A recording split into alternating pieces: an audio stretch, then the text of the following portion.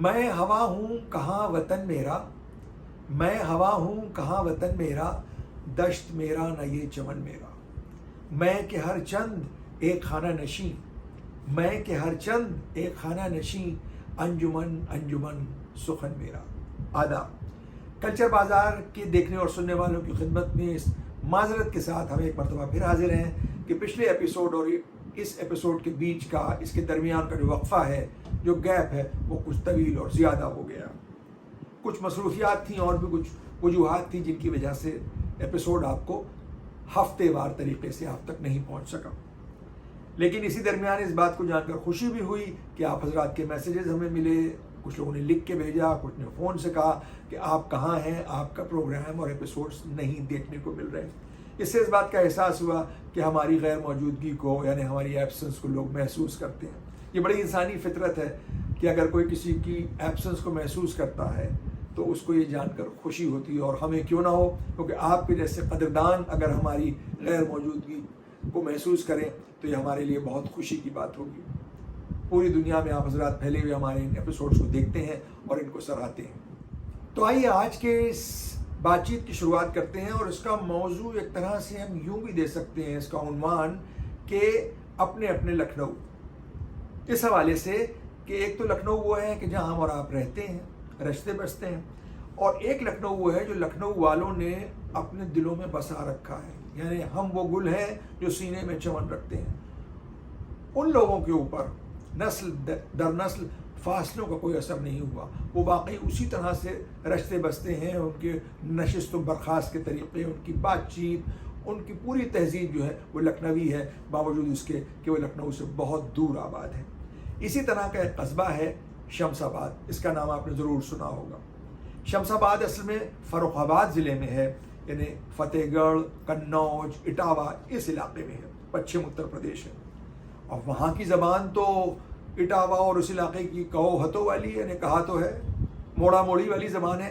لیکن اگر آپ شمس آباد کے گودام محلے سے اگر آپ کا گزر ہو اور کہیں وہاں بات چیت آپ سن لیں تو آپ کو لگے گا کہ لکھنؤ میں بھی ہر محلے میں نہیں بلکہ کسی بہت شائستہ محلے سے آپ گزر رہے ہیں۔ دالانوں کی بات چیت، وہ بہت مدھم سر میں بات کرنا، اور وہی لئے اور اسی طرز پر بات چیت جو لکھنؤ کی بیگماتی زبان ہے۔ مردانوں میں بھی زبان کا وہی طریقہ ہے، نشست و برخاست کے وہی انداز ہیں، اور لفظوں کی جو آمیزش ہے وہ بالکل خاص لکھنوی ہے۔ یہ قصبہ شمس آباد بننے سے پہلے خور کا علاقہ کہلاتا تھا۔ کہتے ہیں کہ مہابھارت کے زمانے سے اس علاقے کا نام خور تھا، لیکن اس کے بعد دلی سلطنت پیریڈ کے وقت میں جو اس زمانے کے سلطان تھے، یعنی شمس الدین التمش، ان کے نام پر اس کا نام شمس آباد ہو گیا۔ یہاں پر بہت سی آبادیاں تھیں، ہر قسم کے لوگ رہتے تھے، ہندو، مسلمان، پٹھان، سید، سب طرح کے لوگ رہتے تھے۔ لیکن ہمایوں کا جب یہاں سے وہ پسپا ہوئے، وہ ایران میں جا کے انہوں نے پناہ لی، جب وہ واپس آئے ہندوستان تو ان کے ساتھ جو صفوی بادشاہ تھے انہوں نے ان کے ہمراہ قریب 12,000 سپاہی کیے، اور بہت سے صفوی شہزادے تھے جو ان کے ہم رکاب ہوئے۔ ہم رکاب کے معنی ہمراہ ہونا تو کسی کے ساتھ چلے گئے، یہ پرانی اردو ہے۔ ہم رکاب ہونے کے معنی کسی کے ساتھ کسی مہم پر جانا۔ رکاب کہتے ہیں جو گھوڑے کی جو سیڈل ہوتی ہے اس پر جب پیر ڈال دیتا ہے آدمی اور اس کے بعد بس ایڑ لگانے کی دیر ہوتی ہے، یعنی کسی کے ساتھ کسی مہم پر شریک ہونا۔ تو وہ شہزادے بھی آئے تھے ہمایوں کے ساتھ، اور پھر وہ دلی میں آباد ہو گئے، دلی کے مختلف علاقوں میں۔ دلی کا جب زمانہ خراب ہوا، کبھی مراٹھے اس پہ چڑھائی کرتے تھے، کبھی روہیلے حملہ کرتے تھے، کبھی سکھ آ کے لوٹ لیتے تھے، تو ذرا انسٹیبل ہو گیا دلی کا ماحول۔ تو یہ جو صفوی شہزادے تھے اور ان کی جو اولاد میں لوگ تھے، ان کے خاندانوں میں، وہ دھیرے دھیرے ادھر ادھر، کبھی کچھ لوگ پٹنہ چلے گئے، کچھ لوگ دکن میں چلے گئے، اور کچھ فیض آباد آ گئے برہان الملک اور شجاع الدولہ کے ساتھ، وہ وہاں رہے۔ فیض آباد یعنی لکھنؤ کی ماں، لکھنؤ جو ہے اس کی ماں جو ہے وہ فیض آباد ہے۔ فیض آباد میں ہی لکھنؤ کا جنم ہوا ہے، جو بعد میں آ کے پروان چڑھا ہے گومتی کے کنارے لکھنؤ میں۔ تو یہ شہزادے جو تھے بہت سے یہاں پر آ کر آباد ہو گئے، لکھنؤ میں بھی آ گئے۔ لکھنؤ میں یہ دور تھا بادشاہ غازی الدین حیدر کا۔ نواب فضل علی خان صاحب پرائم منسٹر تھے، ان کا انتقال بہت کم وقت میں ہی ہو گیا تھا، کم عمری میں ہی ہو گیا تھا۔ ان کے داماد تھے نواب دولہا صاحب۔ نواب دولہا صاحب جو تھے وہ اصل میں غازی الدین حیدر کی جو بادشاہ بیگم تھیں انہوں نے ان کی شادی کروائی تھی اپنی ایک سوتن کی بیٹی سے، اس لیے ان کو نواب دولہ صاحب بھی لوگ کہنے لگے۔ نواب دولہ صاحب لکھنؤ میں باقاعدہ آرام سے رہ رہے تھے، الماس باغ میں، وہاں ان کا محل تھا۔ اس کے علاوہ بہت سے لکھنؤ کے الگ الگ علاقوں میں، خصوصاً سینٹرل لکھنؤ میں جوبلی کالج کے قریب ایک پنچ مینارہ مسجد ہے، وہ انہی لوگوں کی بنوائی ہوئی ہے، شمس آباد والوں کی، جو بعد میں شمس آبادی ہوئے۔ تو جب غازی الدین حیدر کے بعد نصیر الدین حیدر تخت نشین ہوئے تو کچھ ماحول جو تھا دربار کا اور مزاج کچھ بدلنے لگا۔ نواب آغا میر صاحب کی بہت اوج موج تھی اس زمانے میں، اور دربار کی سازشیں بھی شروع ہو گئیں۔ تو یہ نواب دولہ صاحب جو تھے، ان کو وہاں کچھ ذرا کمفرٹ محسوس نہیں ہوا، ان کو لگا کہ بہت زیادہ کچھ انسیکیورٹی سی ہو گئی۔ تو انہوں نے لوگوں سے دریافت کیا کہ بھئی ہمیں کیا کرنا چاہیے، جو بھی ان کے مشیر ہوں، جو ان کے صلاح کار ہوں۔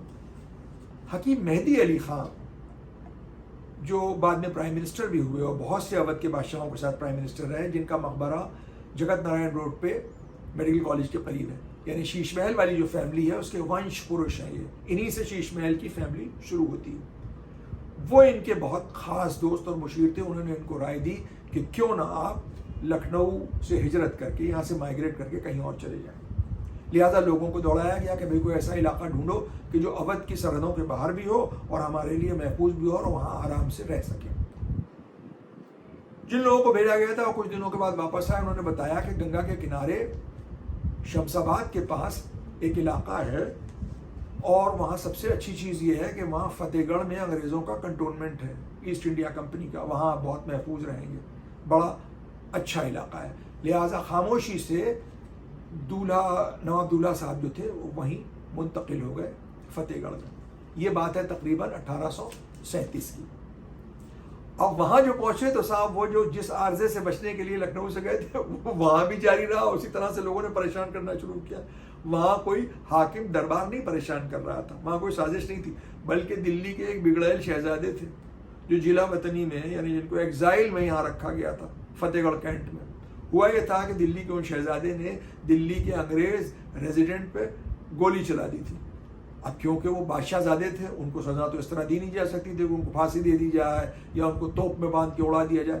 بہرحال ان کو دلی سے ایگزائل میں بھیج دیا گیا فتح گڑھ کینٹ میں، جہاں وہ انگریز ایسٹ انڈیا کمپنی کی پوری دیکھ ریکھ میں رہتے تھے۔ بہرحال منچلے شہزادے تھے، اب ان کے عجب شوق بھی تھے، ان کو کھانے پینے اٹھنے بیٹھنے سب کی جو فیسلٹیز تھیں وہ سب تو ایسٹ انڈیا کمپنی دیتی تھی، لیکن اور جو ان کے شوق تھے وہ پورے نہیں ہو پاتے تھے، لہٰذا وہ دباؤ ڈال کے لوگوں سے پیسے مانگتے تھے۔ اور انہوں نے دیکھا کہ نواب دولہ صاحب یہاں آئے ہیں تو انہوں نے صاحب ان کو بھی دباؤ ڈالنا شروع کر دیا، اور ان سے وقتاً فوقتاً وہ پیسے مانگتے تھے اور سہولتیں مانگتے تھے، لہٰذا یہ بہت پریشرائز فیل کر رہے تھے۔ تو انہوں نے بھی یہ طے کیا کہ اب کیوں نہ یہاں سے بھی جایا جائے، کیونکہ یہاں بھی ہمیں سکون سے رہنے نہیں دیا جا رہا۔ نواب دولہ صاحب کے مختار عام تھے جانکی داس اگروال۔ ان کو یہ کام دیا گیا کہ وہ تجویز کریں کہ فتح گڑھ سے نکل کے کہاں رہیں۔ فتح گڑھ میں لوگ 1 سال رہے، لیکن وہاں ایک نواب دولہ صاحب کی بیگم تھی جعفری بیگم، ان کے نام سے جعفری محال محلہ آج بھی ہے۔ بہرحال جانکی داس اگروال نے یہ تجویز کیا کہ صاحب شمس آباد میں ایسی جگہ ہے کہ جہاں آپ آرام سے اور بہت محفوظ طریقے سے رہ سکتے ہیں، علاقہ بہت زرخیز ہے، کھیت لہلہا رہے ہیں، امرود اور آم کے باغ ہیں، اور صاحب زمین تو ایسی زرخیز ہے کہ اگر نیم کولی کی گٹلی میں پھینک دیتے تو سال بھر میں پورا ایک درخت سرسبز وہاں پر اگائے گا۔ بہرحال تو اب یہ طے ہوا کہ شمس آباد تو جائیں، لیکن وہاں رہیں کہاں، کیونکہ وہاں کوئی اس طرح کے مکانات تو نہیں تھے کہ جس میں بیگمات رہ سکیں۔ تو وہاں شمس آباد میں ایک جگہ تھی، اس کو کہتے تھے گودام۔ وہ گودام اس لیے کہلاتا تھا کہ فرانسیسی جو ویاپاری تھے وہ نیل کا ویاپار کرتے تھے، انڈیگو، اور وہاں وہ ان کا گودام تھا۔ کچھ ایسا سلسلہ ہوا کہ شاید وہ گودام کو بیچنا چاہ رہے ہوں، تو نواب دولہ صاحب نے اس کو خرید لیا۔ وہ انگریزی طرز کا یورپین سٹائل کا ایک گودام تھا۔ اس کے بعد اس کے اطراف میں ہی اس کے آس پاس بہت سی محل سرائیں بنائی گئیں بیگمات کے لیے۔ اور وہ محل سرائیں جو تھیں، محل سرا اصل میں کہتے ہیں جو نوبل یا رائل لیڈیز ہوتی ہیں ان کے کوارٹر کو کہتے ہیں، یعنی زنان خانے کو محل سرا کہتی ہیں۔ کئی محل سرائیں وہاں بنائی گئیں۔ پھر بعد میں نواب عبداللہ صاحب کی جو آل اولاد تھی اس میں اور بھی مکان بنے. وہ ایک طرح کا مکسچر ہے جس کی تصویریں آپ دیکھ رہے ہیں, جو یورپین اور ہندوستانی اور خاص طور سے لکھنوی طرز کے مکان ہیں, بڑے بڑے دالان, امام باڑے وغیرہ, جو اندر کی طرف ہیں اور باہر کی طرف یورپین طرز کے مکان کا حصہ ہے کہ جس میں ڈرائنگ روم ہے, پورچ ہے وغیرہ وغیرہ. کہ نواب عبداللہ صاحب دلی میں رہے تھے, اس کے بعد پھر لکھنؤ میں رہے, تو یوں دیکھا جائے تو وہ بڑے ایک سٹی ڈویلر قسم کے آدمی تھے, وہ شہر میں رہنے کے عادی تھے. اور شمس آباد ان کے لیے بڑا ویران سا علاقہ تھا, اور وہاں ملتے بھی کس سے باتیں کرتے. لہٰذا ان کا شوق تھا, ادب کا شوق ان کو تھا ہی پڑھنے لکھنے کا, تو انہوں نے کتابوں سے جو تھا دل لگانا شروع کیا اور بڑی بڑی لائبریریز قائم کی اپنے گھر میں, جو آج ان کی اولاد میں, جو ان کے جو لینیج میں لوگ ہیں, جو 4-5 حصوں میں بٹ گئے ہیں, جو مکانات ہیں گودام علاقے میں 8-10 مکان, ان سب گھروں میں آپ کو بڑی بڑی لائبریریز ملیں گی جس میں بہت ہی نایاب کتابیں ہیں, انگریزی کی, اردو کی, فارسی کی, اور کچھ بہت جرنلز ہیں پرانے, نیشنل جغرافی کے پورے سیٹس آپ کو ملیں گے, اور السٹریٹڈ ویکلی جو میگزین اب چھپتی بھی نہیں ہے اس کے بھی پرانے ایشوز آپ کو وہاں شمس آباد میں مل جائیں گے. نواب عبداللہ صاحب جو تھے ان کا دہلی جانے کا, لکھنؤ تو کم جانے لگے تھے لیکن دہلی جانے کا سلسلہ لگا رہتا تھا, اور آپ کو جان کر یہ خوشی ہوگی کہ ان کا بہت زیادہ جو ربط و ضبط تھا, آنا جانا تھا, وہ شاعر مرزا غالب سے تھا. اور مرزا غالب سے ان کی ادبی دوستی تو تھی ہی, کیونکہ وہ خود ہی ایک بہت ادبی شخصیت تھے, اور غالب سے ان کی یوں ملاقاتیں تو ہوتی تھیں لیکن وہ خاص طور پہ اپنے باغ کے آم لے کر غالب کے لیے جایا کرتے. شمس آباد کو تاریخ میں ایک اور حوالے سے بھی یاد کیا جاتا ہے, وہ یہ کہ جب شیر شاہ سور ہمایوں کا پیچھا کر رہے تھے تو وہ یہ شمس آباد سے ہوتے ہوئے گئے تھے, اور یہاں گنگا پار کرانے میں یہاں کے ملاحوں کا بہت زیادہ اس میں رول تھا. بعد میں جب شیر شاہ کو معلوم ہوا کہ یہاں کے لوگوں نے بہت مدد کی ہے تو وہ آیا اور اس نے بڑی سخت سزائیں دی لوگوں کو, ایسی سزائیں عبرتناک کہ لوگ کانپ گئے, خصوصاً ملاحوں کو سزائیں دی تھی. لیکن جب اس کو معلوم ہوا کہ یہاں سید جو ہیں, یہ سید وہ ہیں کہ جو جن سیدوں کا ہم ذکر کر رہے ہیں صفوی لوگوں کا, ان سے بہت پہلے کے آئے ہوئے تھے, سید باڑے والے, ان سیدوں کو جب انہوں نے بلایا, ان سے پوچھا کہ تم نے کیوں مدد کی تھی, تو انہوں نے بتایا کہ بھئی وہ بادشاہ تھے, ان کی ہم نے مدد کی تھی, اب جو آپ چاہیں سزا ہم کو دیں. تو سیدوں کے لیے شیر شاہ نے, کیونکہ سید آل رسول ہوتے ہیں, کلین لوگ ہوتے ہیں, جیسے کلین براہمن ہوتے ہیں, ان کو سزا اس طرح کی سخت نہیں دی جاتی ہیں, تو ایک سزا اس نے جو تجویز کی شیر شاہ نے وہ یہ کہ سیدوں کے کان کاٹ دیے تھے. لکھنؤ والوں کے لیے یہ بات دلچسپی کی ہوگی کہ نواب فضل علی خان جو تھے وہ میر خدا بخش, جنہوں نے تال کٹورے کی کربلا بنوائی تھی, ان کے بہت دوست تھے, اور کہتے ہیں کہ نواب فضل علی خان کی تجویز پر ہی یہ کربلا وہاں پر تعمیر کی گئی تھی تال کٹورے میں, جس کو عموماً لوگ تال کٹورے کی کربلا کہتے ہیں, ویسے وہ کربلا میر خدا بخش ہی ہے. اور اسی سلسلے سے شمس آباد والوں کے لیے وہاں سینچیاں جو ہیں وہ باقاعدہ معین اور مقرر ہیں, جہاں شمس آباد کے خاندان کے لوگ دفن ہوتے ہیں. کہتے ہیں کہ نواب فضل علی خان جو تھے ان کی بھی ایک سینچی تھی جس پہ وہ جب خاص رسومات کے دن جاتے تھے تال کٹورے کی کربلا, میر خدا بخش کی کربلا, تو وہاں بیٹھتے اٹھتے تھے. اور جو روضے کی جو تعمیر کی گئی ہے, جو اس کا رینوویشن ہوا ہے, وہ بھی شمس آباد کے جو خاندان ہیں, جس کو کہتے ہیں, جہاں ایک بورڈ بھی لگا تھا کہ اس میں کوئی چندہ نہ دے کیونکہ یہ شاہی خاندان شمس آباد کی طرف سے روضے کا رینوویشن کیا جا رہا ہے. نواب عبداللہ صاحب کے اس سلسلے میں اور بھی بڑی نامور شخصیتیں ہوئی ہیں انہی کی آل میں, جیسے نواب محمد علی عرف نواب جان صاحب, نواب جعفر علی عرف نواب پیارے صاحب, نواب مہدی علی عرف نواب اچھے صاحب وغیرہ وغیرہ. اور انہی کی اولاد میں آج بھی وہاں لوگ آباد ہیں شمس آباد میں, جس میں آج جو سب سے نمایاں شخصیت ہیں اور جو روح رواں ہیں اس پوری شمس آبادی تہذیب کو قائم رکھنے میں, وہ ہیں محمد الیاس صفوی صاحب. صفوی یہ لوگ اس لیے کہلاتے ہیں کیونکہ ایک تو ان کا لینیج صفوی ڈائنیسٹی, صفوی شہزادوں سے ہے, اس کے علاوہ ایک صوفی فقیر ہوا کرتے تھے ناردرن ایران میں جن کا نام تھا صفی الدین صاحب, ان سے بھی ان لوگوں کا سلسلہ جو ہے وہ کہیں نہ کہیں ملتا ہے, اس لیے صفوی لوگ کہلاتے ہیں. یہاں شمس آباد گودام کے جتنے بھی سید ہیں وہ سب صفوی ہیں.